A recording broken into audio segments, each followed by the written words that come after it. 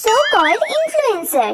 এই কুইন, তোর কি মনে হয় বডি শেমিং করাটা উচিত? তোর বক্তব্য কি? দেখ, as a social media influencer হিসেবে বলছি না, আমি সবার আগে একটা মানুষ। Oh my God. সুতরাং আমার মনে হয় যে কারোরই বডি শেমিং করা উচিত না, তাদের সেটা ব্যক্তিগত ব্যাপার।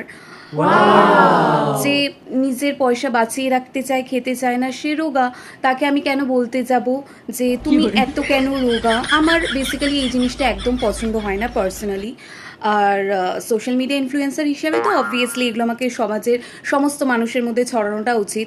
আর যে খায়, খেতে ভালোবাসে, নিজের পয়সায় খায়, ইনকাম করা টাকায় খায়, তারা তো মোটা হবেই অবভিয়াসলি। আর রোগা বা মোটা না, মানুষটা কেমন সেটা দেখা উচিত, মনের ভেতরটা কেমন। আমার তো পার্সোনালি এটাই মনে হয়, বডি শেমিং করা একদম উচিত না। রিয়েলিটি।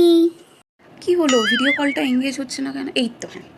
হাই, কেমন আছিস এই বল? কুইন, পিৎজা খাবি? হ্যাঁ, না না, আমাকে ওইসব দিস না, একদম দিস না বাবা। এমনগুলো খেলেই যদি মোটা হয়ে যায় বাইচান্স, এরকম পুরো হাতির মতন দেখতে লাগবে বাবা, আমার একদম পছন্দ না, আমি ওগুলো খাই না রে। দেখছিস না, সেই জন্য রোগা হওয়ার জন্য জিমে যাচ্ছি, কত কি করছি, ডিটক্স ওয়াটার খাই জানিস, এক একটা ফ্রুটসের কত দাম জানিস বাবা। দরকার নেই আমি ওইসব ভুংচুং জিনিস খেয়ে আবার মোটা হয়ে যাবো, দরকার নেই। আমি যখন কোনো ড্রেস পরতে যাবো এত বিচ্ছিরি টাইপের মোটা লাগবে, আর মোটা মেয়েরা কিভাবে ওইসব জামাকাপড় পরে, সেলফ কনফিডেন্স আছে বলতে হবে। হ্যাঁ রে, সত্যি আমার মোটাদের একটুও ভালো লাগে না।